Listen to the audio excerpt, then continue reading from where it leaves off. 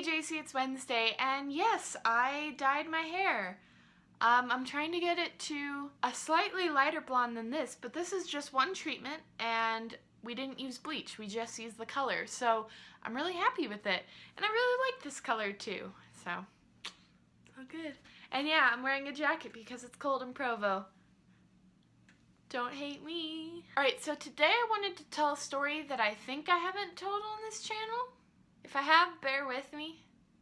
But I think I have a different lesson in the end. So when I was in the 3rd or 4th grade, I had this idea. And on my elementary school campus, we had 2 basketball courts. So like one was here and one was here. And there's a space kind of in between them. And they were like long ways. So they had a hoop here and a hoop here. Makes sense? Well, the 2 hoops that were like closest together, there was still like a big distance between them, between the 2 basketball courts. And I had this idea to have all my friends and like anyone we could get to line up holding hands and have one person on the end holding one of the basketball hoops and try to get it so that we could all hold hands and eventually reach the other basketball hoop. So like I had me and like my small group of friends, 5 to 10 of us, and I was like, hey, let's do this. And we like all held hands and we like didn't even get a quarter of the way. It was a huge distance, I remember, in my brain, but I was also really small, so maybe it wasn't that big. Anyways, kids started coming up and they were like, what are you doing? And I was like, oh, we're just trying to, reach the other hoop. Do you want to join us? And kids were like, yeah. We totally want to do that with you. And so we eventually got so many people, kids just kept coming faster and faster. They were like, we want to be a part of this, this looks cool.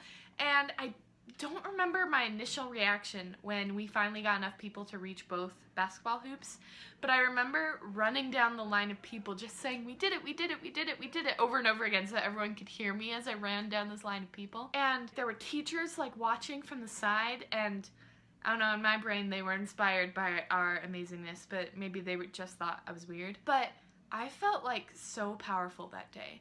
Like I felt like I could do anything and I really believed in myself. And then I started to think about now, if I were to get an idea similar to that, I probably wouldn't act on it. And it made me wonder if that's because I've stopped believing in myself or because I've stopped believing in society.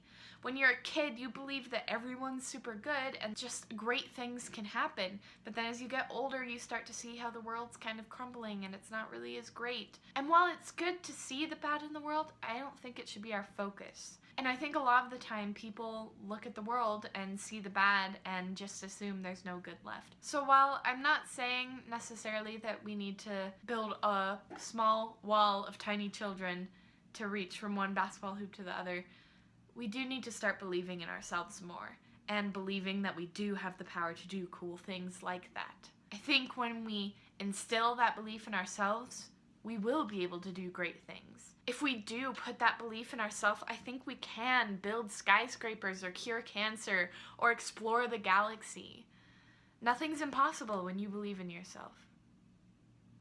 So yeah, thanks for listening, and JC, I'll see you on Friday.